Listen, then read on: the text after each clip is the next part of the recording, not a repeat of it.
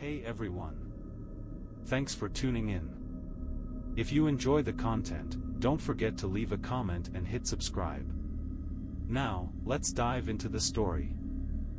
The rain came down in sheets as I steered my aging Toyota Camry down a slick Seattle street. Midnight shifts weren't glamorous, but I'd gotten used to the quiet hours.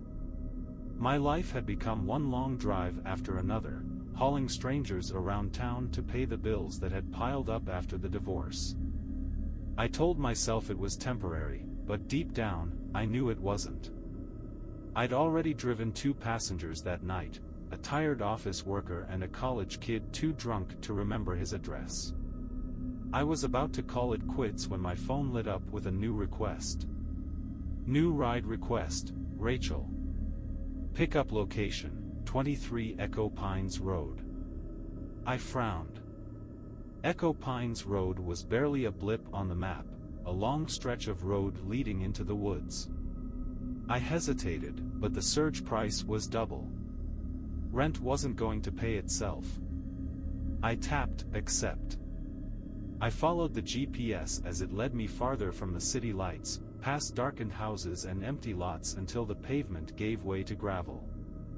The trees pressed in from both sides, thick and gnarled. Fog rolled across the road, muting everything outside the beams of my headlights. When I reached the destination, I saw it, a rundown gas station at the end of the road. The windows were boarded up, and the sign above the pumps was so worn I couldn't make out the name. The rain made the whole scene feel surreal, like a frame from an old horror movie. I almost canceled the ride, but then I saw her standing under the overhang, a lone figure in the shadows. She wore a floral dress that clung to her in the rain. Her hair hung over her shoulders, soaked through. She stood perfectly still, her back to me. I rolled down the window slightly. Rachel? She turned slowly, her face pale but serene. She nodded without a word. I reached over and unlocked the door. She slid into the back seat, bringing with her the scent of wet earth and faint perfume. The first few minutes of the ride passed in silence.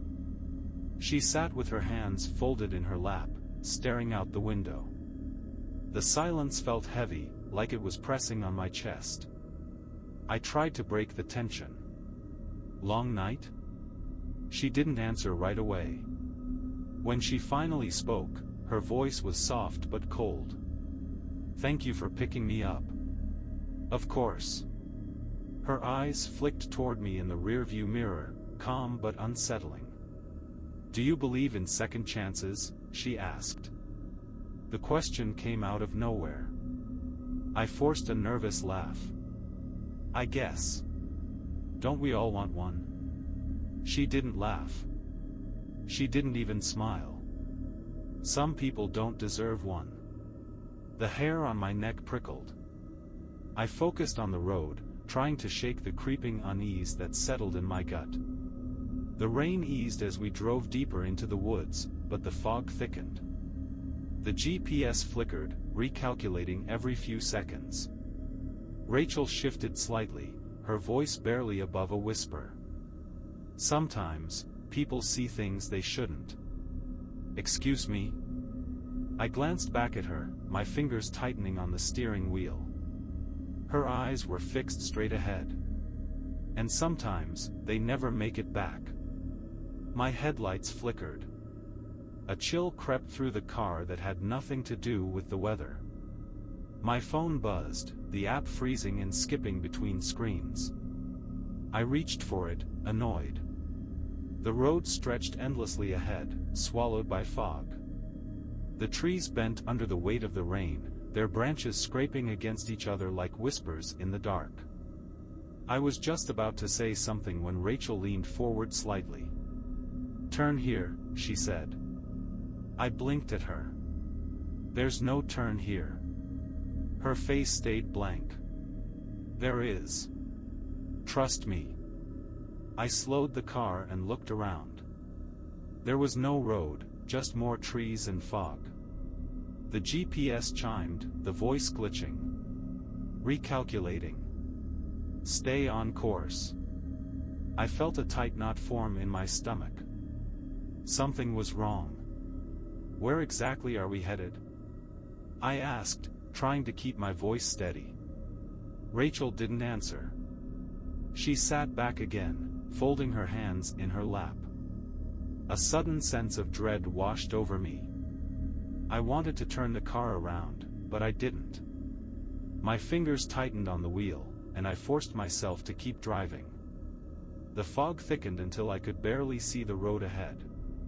Then, in the distance, a shape appeared, a tall, unmoving figure standing in the middle of the road.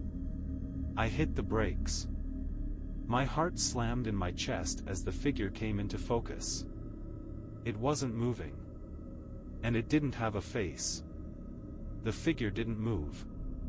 It just stood there in the middle of the road, silhouetted by the pale glow of my high beams. I blinked, hoping my eyes were playing tricks on me, but the shape didn't waver. It was tall, at least 6 feet, and had no distinct features. No face, no details, just the vague outline of a human form, almost like a shadow that had taken on substance. Rachel sat completely still, her breath shallow.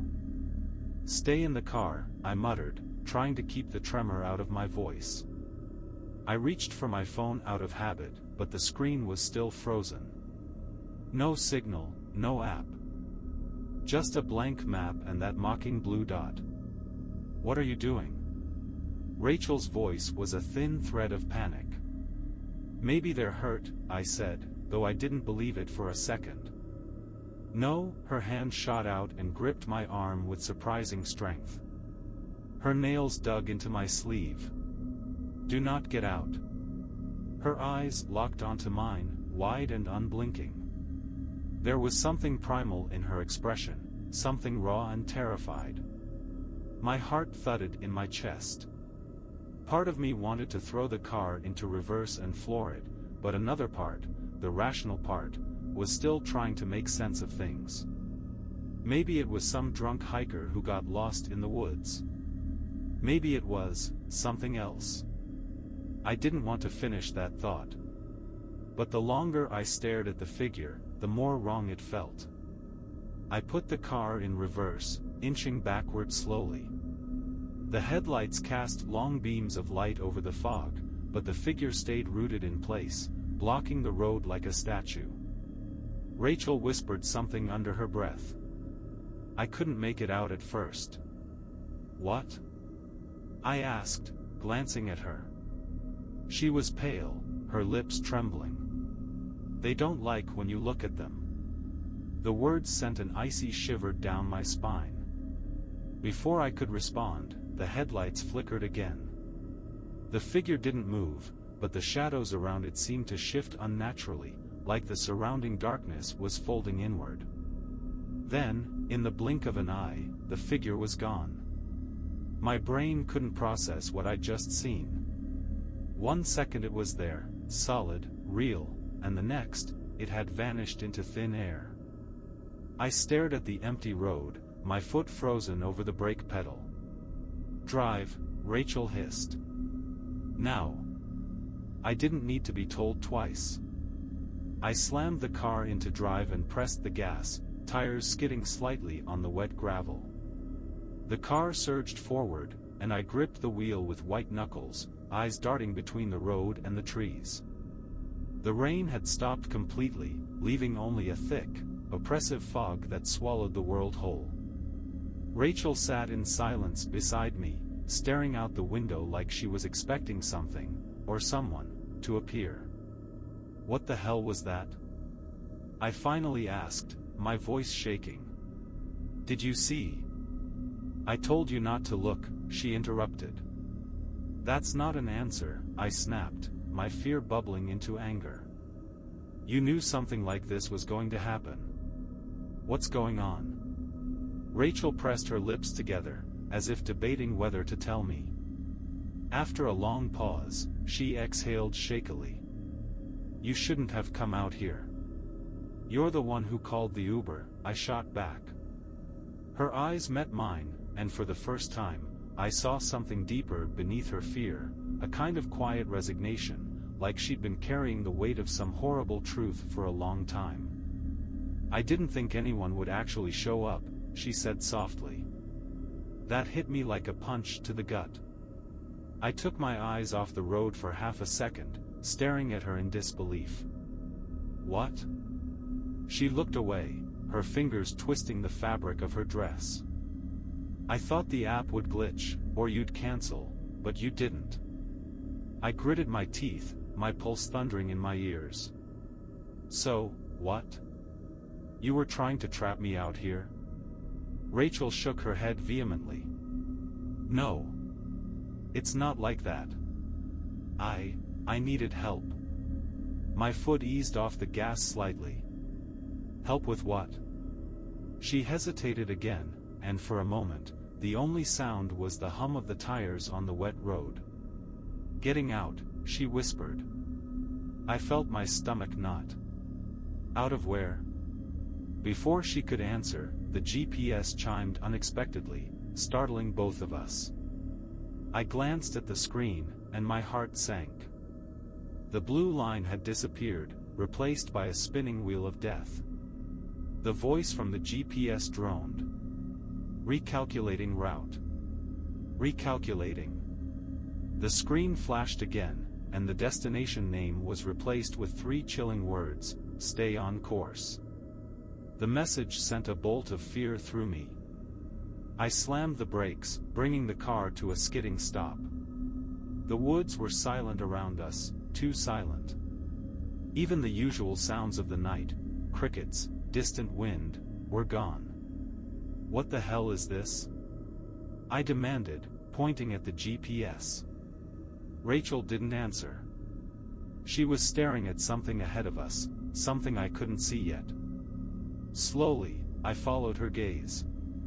The fog was starting to lift, revealing the outline of a structure up ahead. It wasn't Merrick Hollow. It wasn't any town or neighborhood. It was a cabin. I let out a string of curses under my breath. "Is this your idea of a joke?" Rachel shook her head, her face pale as a ghost. "We're not supposed to be here." "You think?" I muttered, throwing the car into reverse again. But as I pressed the gas, the car didn't move. The engine roared, but the wheels felt like they were stuck in quicksand. I tried again. Nothing. Panic surged in my chest. I slammed my fist against the steering wheel. "Damn it!" Rachel unbuckled her seatbelt, reaching for the door handle. "I can fix this." I grabbed her arm. "What are you talking about? You can't just." "I don't have a choice," she whispered. Her eyes glistened with unshed tears. "If I don't, it'll take both of us." Her words sent a cold chill through me. "Take us where?" She didn't answer. She pulled free from my grip and stepped out into the fog. "Rachel!" I shouted, throwing open my own door and stepping into the damp, cold air. The fog wrapped around my legs like icy tendrils. I followed her toward the cabin, every instinct in my body screaming at me to turn back. Rachel reached the cabin door and hesitated, her hand trembling as she touched the doorknob. She glanced back at me, her face pale and hollow. "Stay here," she said softly. "Like hell," I muttered, stepping closer. I wasn't about to let her disappear into some nightmare alone. She opened the door, and the wood creaked loudly in the silence. Inside, I saw nothing. Just darkness. And then Rachel stepped inside, and vanished. The door slammed shut behind her with a force that shook the ground. I sprinted forward, grabbing the handle. I yanked it hard, but it wouldn't budge. The fog thickened around me, and for the first time, I felt it, a presence. Something ancient. Something hungry. And then I heard a voice. It wasn't Rachel's. "Get in the car, Ethan." The voice that called my name was low and distorted, like it was coming through an old radio submerged in water. My blood turned cold. The fog curled around my legs, thickening with every second, as if it was alive, coiling, constricting. I slammed my shoulder against the cabin door. "Rachel!" I shouted, the sound of my voice swallowed by the oppressive silence. The door wouldn't budge. It felt more like stone than wood. Then the voice came again, closer this time. "Get in the car, Ethan." My name shouldn't have sounded that wrong. It shouldn't have sounded so familiar. Slowly, I turned around. The fog shifted, and I saw the figure again, standing by the passenger side of my car. But this time, it wasn't a shadow. It wasn't faceless anymore. It looked exactly like me. Same build. Same clothes. Same pale, terrified face. But the eyes, they were empty black pits, darker than the night around them. My chest constricted with pure fear as it cocked its head to the side, mimicking me in an eerie, mechanical way. "Get in the car," it said again, using my voice but wrong, like an echo warped through layers of static. I stumbled back, my legs threatening to give out beneath me. My breath came in ragged gasps. My brain screamed at me to run, but I was frozen, locked in place by the impossible sight in front of me. The figure took a step forward. Then another. Its feet made no sound on the gravel. Something shifted behind me, the faint scrape of wood on wood. I spun around just as the cabin door swung open, revealing a dim interior. Rachel stood in the doorway, drenched in shadows. Her face was gaunt, her eyes wide with fear. "You have to come inside," she whispered urgently. I shook my head, glancing between her and the creature that wore my face. "What the hell is happening?" "There's no time to explain." Rachel's voice cracked with desperation. "If you stay out here, it'll take you." I hesitated, every instinct screaming at me not to move. I wasn't sure who, or what, to trust anymore. The creature's footsteps grew louder, though I never saw its feet touch the ground. It was getting closer. Too close. Rachel held out her hand. "Please." I made my choice. I sprinted toward the cabin, leaping over the threshold just as the creature lunged. The door slammed shut behind me with a deafening thud. The air felt heavier inside, thick with the smell of damp wood and something else, something metallic, like blood. Rachel locked the door and pressed her back against it, breathing heavily. Her hair was plastered to her face, her skin pale and clammy. "What was that?" I gasped, my chest heaving. Rachel didn't answer right away. Instead, she reached for an old oil lamp sitting on a small table.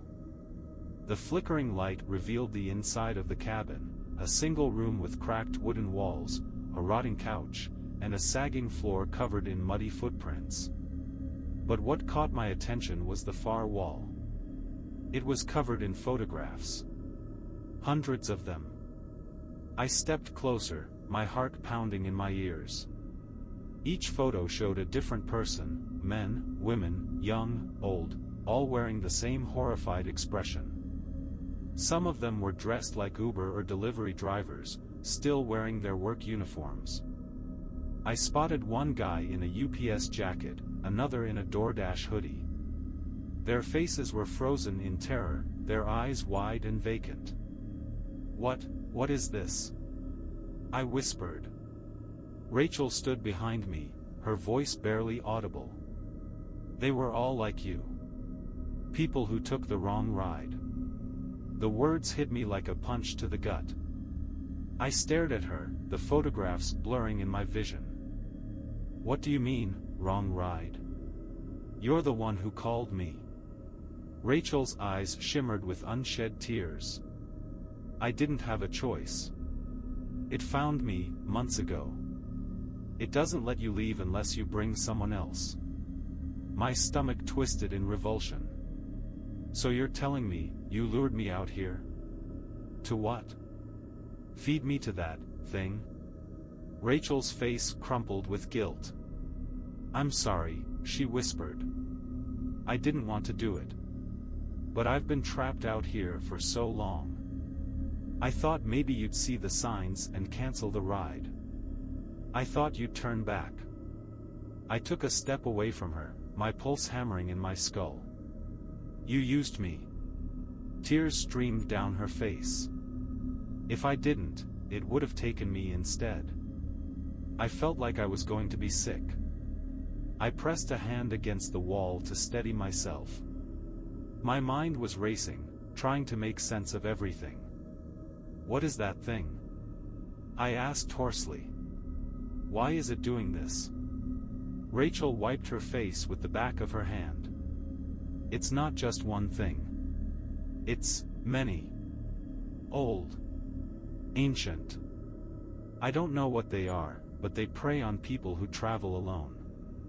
They're drawn to roads that don't have names anymore. Places that time forgot. I shook my head, struggling to breathe. This is insane. Rachel nodded, her expression bleak. I know. The room was silent for a long moment, except for the sound of the rain starting up again outside. The faint patter of droplets on the roof was almost comforting, almost. I looked back at the photographs, my gaze landing on a face that looked vaguely familiar. A woman in her mid-30s with curly blonde hair and a kind smile. She was wearing an Uber driver's jacket. Rachel followed my gaze. Her name was Jenna. She picked me up before you did. Her voice trembled. She didn't make it. I swallowed hard, the bitter taste of fear flooding my mouth. Suddenly, the floorboards beneath us creaked violently, as if something massive was pressing up from underneath. The walls seemed to breathe, expanding and contracting. The lantern's flame flickered wildly, casting monstrous shadows. Rachel grabbed my arm. It knows you're here. We have to move. Move where? I shouted. We're in the middle of nowhere. Rachel's eyes darted toward a trapdoor in the corner of the room. There's a way out beneath the cabin. My stomach churned. The idea of crawling through some dark, cramped space didn't exactly fill me with confidence, but I didn't see another option. The air was getting thicker, heavier, as though the cabin itself was suffocating us. The door behind us shuddered as something slammed against it, once, twice, each hit harder than the last. I could hear the thing outside, and it was whispering my name. Ethan. The sound was like nails scraping against glass. I felt bile rise in my throat. Rachel flung the trapdoor open, revealing a narrow tunnel leading into darkness. A cold draft wafted up from below, carrying the scent of wet stone and decay. Go, she urged. I hesitated for half a second, then lowered myself into the tunnel, gripping the edges of the trapdoor for balance. The walls were made of rough, damp earth. My feet hit the cold ground below, and I crouched, waiting for Rachel. She climbed in after me and pulled the trapdoor shut just as the cabin door above burst open with a deafening crash. The last thing I saw before the darkness swallowed us was Rachel's terrified face, and the pale, shifting silhouette of something inhuman crawling through the door above. The trapdoor slammed shut above us, plunging the tunnel into absolute darkness. The sound of the cabin door shattering echoed faintly above, followed by an eerie silence. My breathing was loud in my ears, ragged and shallow, as if the air down here was thinner. Rachel's hand brushed against my arm. We need to move, she whispered, her voice trembling. I fumbled for my phone, praying that the flashlight would work even if the app didn't. When I pressed the screen, a weak beam of light cut through the dark, revealing the narrow tunnel walls. Roots jutted out like skeletal fingers, dripping water from above. "Where does this lead?" I asked, trying to keep the panic out of my voice. Rachel squeezed past me, taking the lead. "There's an old access path. If we're lucky, it'll let out near the main road." The word "lucky" felt like a cruel joke at this point. But I followed her, hunched over in the cramped space. The tunnel walls felt like they were closing in on me. My heart pounded in my chest as the distant sound of something moving above filtered down, the slow, deliberate scrape of something heavy dragging across the cabin floor. I turned back, half expecting to see something crawling after us. But the darkness was unbroken. We pressed on, the tunnel sloping downward. Rachel kept her eyes straight ahead, but I couldn't stop replaying everything she told me. "You said it doesn't let people leave," I said, my voice low but accusing. "So how do you know this tunnel actually leads anywhere?" She hesitated but didn't stop moving. "It was here before they came. Old mining tunnel, maybe. They don't like places underground." "Convenient," I muttered bitterly. "I'm trying to help you," she snapped, glancing back at me with haunted eyes. "Do you think I like any of this?" I fell silent, guilt twisting in my gut. She wasn't the enemy. But trusting her didn't come easy, especially not after what I'd seen. The tunnel finally widened, allowing us to stand up fully. We reached a fork, two paths diverging in opposite directions. Rachel hesitated, frowning as she tried to remember. The light from my phone flickered ominously. "Left or right?" I asked, my patience fraying. "Left," she said after a beat. "You sure?" "No." I blew out a slow breath and nodded. "Great." We turned left and continued, but the deeper we went, the more the air changed. It grew colder, almost frigid, and smelled faintly of something metallic, like rusted iron. A soft vibration hummed beneath our feet, like the earth was breathing. Then we reached the end of the tunnel. My flashlight beam illuminated a crude wooden door, barely hanging on its hinges.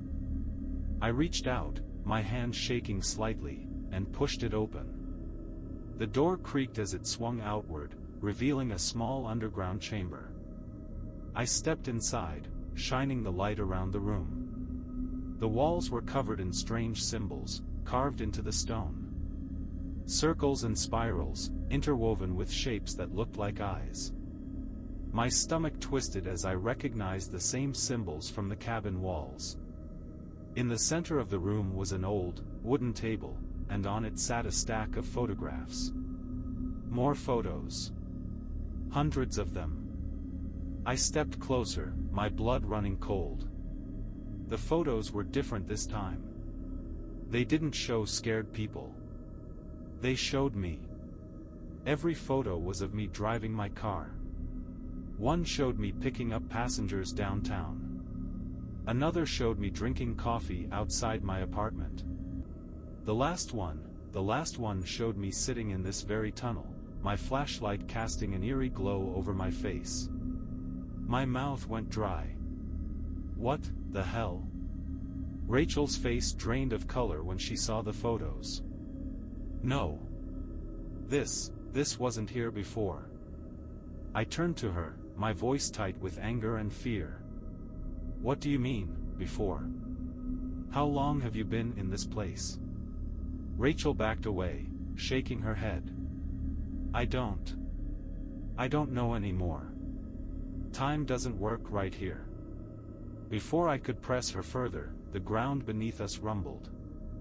The symbols on the walls seemed to shimmer, glowing faintly with an otherworldly light.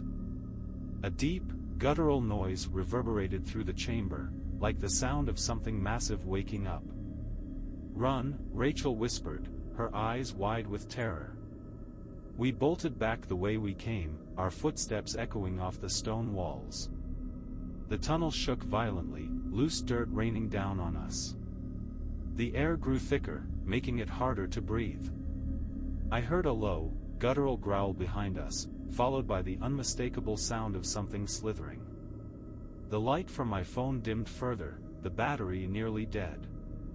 I pushed myself harder, lungs burning as I struggled to keep up with Rachel. She darted ahead, her movements fast and frantic. We reached another fork, but before I could ask which way, Rachel grabbed my arm and yanked me to the right. The tunnel sloped upward, and I could see a faint glow ahead, moonlight filtering in through a crack in the wall. "There!" Rachel gasped. We sprinted toward the light, but before we could reach it, the floor beneath me gave way. I felt the ground collapse under my feet and fell hard, landing in a pit of freezing water. The impact knocked the air out of my lungs. I scrambled to get my bearings, gasping for breath as the cold seeped into my bones. "Ethan!" Rachel's voice echoed from above. "I'm fine," I lied, coughing up water. I fumbled with my flashlight, but it slipped from my hand and sank into the pool below, leaving me in darkness. I heard Rachel climbing down, her footsteps frantic. I tried to stand, but something brushed against my leg, something soft, cold, and unmistakably human. A hand. I cried out, stumbling backward. The water rippled as more hands emerged, pale and lifeless, reaching for me. Faces surfaced, blank, hollow-eyed faces that looked just like the photos from the cabin. Rachel reached me and pulled me toward the edge, her strength surprising. "Don't look at them," she screamed. "They're not real." But they felt real. Their icy fingers clawed at my arms and legs, trying to drag me down. I thrashed, kicking them away as Rachel hauled me out of the pit. We collapsed on the tunnel floor, gasping for air. The hands receded back into the water, leaving the surface eerily still. I turned to Rachel, my whole body shaking. "What were those?" Rachel's face was pale and grim. "The others." I wanted to scream. To cry. But all I could do was stare at her in horror. The moonlight was closer now, just a few feet away. Rachel helped me to my feet, and we stumbled toward the opening. The crack was just wide enough for us to squeeze through. We emerged into the open air, collapsing onto the wet grass. The forest stretched out around us, bathed in silver moonlight. The cabin was gone, vanished like it had never been there. For a moment, we just lay there, breathing in the cold night air. The world felt real again, solid. But the memory of that place clung to me like a second skin. I sat up, wiping mud from my face. Did we make it?" Rachel didn't answer. She was staring at something in the distance, a lone figure standing at the edge of the tree line. My blood ran cold. It was me. The figure at the edge of the trees didn't move. It was me, down to the jacket, the jeans, even the exhausted, haunted expression. But its eyes, they were hollow pits of darkness. Rachel grabbed my arm, her voice trembling. "Don't look at it." My stomach twisted. "Why does it look like me?" She didn't answer. The figure raised its hand and beckoned. A whisper drifted through the air, my own distorted voice. "Come home." Rachel tugged at me. "We have to run." We sprinted into the woods, branches slashing at our faces. My breath came in ragged gasps, the world blurring around me. The thing glided through the trees behind us, its movements wrong, like a puppet on broken strings. The narrow path twisted ahead of us, opening onto an old, cracked road. My Camry sat at the edge of the clearing, its headlights dim but steady. Relief flooded me as I reached the car and yanked the door open. Rachel hesitated. "It's not over," she whispered. I shoved the key into the ignition. "Just get in." The tires screeched as I floored the gas. The thing behind us didn't slow, it floated after the car, its shape stretching unnaturally in the headlights. The speedometer climbed past 70. I gripped the wheel with white knuckles, praying the road wouldn't run out. Then I saw it, a man in a delivery driver's uniform standing in the middle of the road. His face was pale, his arms hanging limply at his sides. Rachel screamed. "Don't stop." I swerved hard. The car skidded off the road, crashing through the underbrush before slamming to a halt. Pain shot through my shoulder. The windshield was cracked, the engine sputtering. Rachel's face was pale as she climbed out of the wreckage. "We can't stay here," she gasped. I grabbed the tire iron from the trunk and followed her, ignoring the sharp sting in my ribs. The thing stepped into the clearing, its face calm, almost gentle. "Your turn," it said in my voice. Rachel's eyes filled with tears. "You can't fight it." I raised the tire iron anyway. The swing cut through empty air as the figure dissolved into shadow, reforming behind me. Its cold breath brushed my neck. Then Rachel shouted, "Close your eyes." I obeyed. A flash of light seared through the darkness, followed by an inhuman scream that rattled my bones. When I opened my eyes, the thing was gone. Rachel stood holding a small, rusted locket. It flickered weakly before going dark. "What was that?" I asked, shaking. "A ward," she said, exhausted. "It won't last long." I stared at her, fear and anger swirling in my chest. "Why didn't you use it before?" She looked away. "Sometimes, it makes things worse." The car's engine sputtered back to life. We drove in silence until the woods gave way to familiar streets. I pulled into a gas station, parked, and turned to Rachel. "What happens now?" She didn't meet my eyes. "You go home." "And you?" She stepped out into the rain, her voice barely audible. "I don't have a home." She disappeared into the night before I could stop her. I sat there, staring at the raindrops sliding down the windshield. My phone buzzed softly. "New ride request, Rachel. Pickup location, Echo Pines Road." I didn't touch it. A week passed, but the memory of that night clung to me like a bad dream.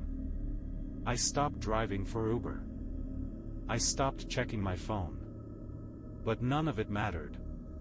The nightmares came every night, Rachel standing in the rain, the shadow in the road, my own hollow-eyed reflection watching me from the woods. And then there was the buzzing sound. It followed me, even in the silence. It was 2 a.m. when my phone lit up again. "New ride request, Rachel. Pickup location, Echo Pines Road." I hadn't opened the Uber app in days, hadn't I deleted it? But there it was, glowing on the screen like it had been waiting. "No," I whispered, backing away. But my legs felt weak. My ears filled with static. Outside, my car's engine roared to life. I stumbled to the window. The Camry sat in the parking lot, headlights cutting through the fog. I hadn't touched my keys. I grabbed them from the counter. They were ice cold in my hand. Against all reason, I stepped outside. The car door opened on its own, inviting me in. The radio crackled to life as I sat down, the static forming words in a warped, familiar voice.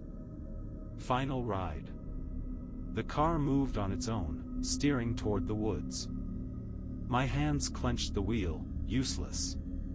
My throat tightened as I passed the rusted Echo Pines sign again. The gas station loomed ahead, unchanged. A shadow stood beneath the flickering light, me. The door unlocked with a soft click. The shadow raised its hand and beckoned. I got out, my limbs numb. The air pressed down on me like I was sinking underwater. Rachel appeared from the fog, her face pale and resigned. "I'm sorry," she whispered. I shook my head, trying to resist the pull of gravity dragging me toward the shadow. "This is your stop," the thing that looked like me said, smiling. Rachel's voice broke. "It always ends like this." The last thing I felt was cold hands closing around mine. The forest fell silent. The Camry idled quietly, empty now except for the faint hum of the radio. The phone buzzed once. "New ride request, Rachel." The driver accepted.